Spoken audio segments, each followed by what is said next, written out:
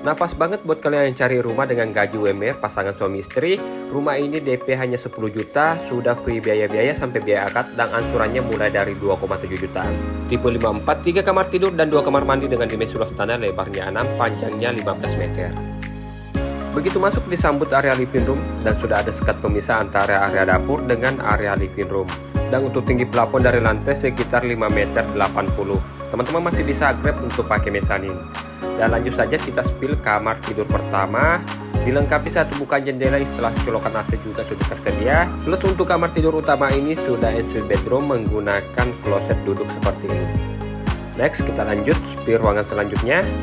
Nah, di sini terdapat kamar tidur kedua, bisa diperuntukkan untuk kamar tidur anak. Juga sudah tersedia instalasi colokan AC. Nah, terus di sini terdapat kamar mandi kedua atau kamar mandi sharing juga menggunakan kloset duduk.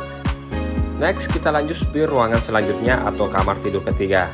Nah, ini dia kamar tidur ketiga, hampir mirip dengan kamar tidur pertama tadi. Tetap ada bukaan jendela untuk menjaga sirkulasi udara dan instalasi AC juga sudah tersedia. Nah, di sini terdapat area dapur dan sudah diatapi, sudah tersedia wastafel cuci piring dan dudukan kompor. Dan di belakang masih ada speks, entah teman-teman nanti mau jadikan area laundry room ataupun area jemuran masih bisa.